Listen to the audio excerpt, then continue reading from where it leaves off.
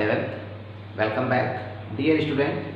This is the video number 5 of chapter number 4, Animal Kingdom Part 1.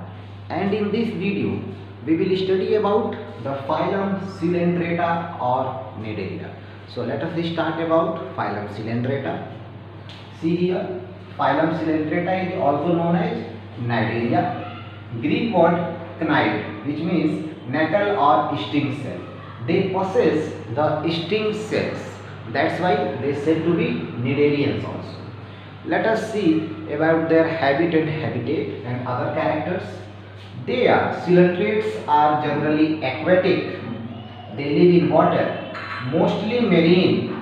They mostly live in marine, sea water, sessile or free swimming. As you know that sessile and free swimming, sessile means they are attached at one place, or free swimming. Radially symmetrical, body is radially symmetrical. They have the cnidoblast cell. That's why the name Cnidaria comes into the existence. And cnidoblast having a nematocyte cell which is used for encourage, defense and capture of prey, which is very important characters of phylum Coelenterata.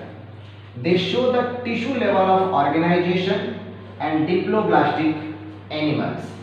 Body having two layers, ectoderm and endoderms.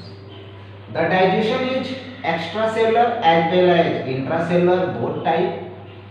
Some coelentrates having the calcium carbonate spicules, they are said to be corals.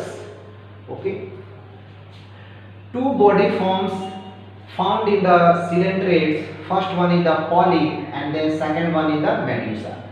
Polyp is a sessile or cylindrical, for example Adamsia, whereas medusa is umbrella shaped and free swimming, for example Aurelia. You can see the structure. This is the structure of polyp, which is a cylindrical structure, and this is the umbrella shaped structure of medusa. Okay, those coelentrates exhibit both the form polyp and medusa, so they are said to be metagenesis. Okay, alternation of generation, they are said to be metagenesis. For example Aurelia. For example of coelentrates is Physalia, which is also called Portuguese man of war, Adamsia, Gorgonia, sea fan, etc. You can see the structure of Hydra.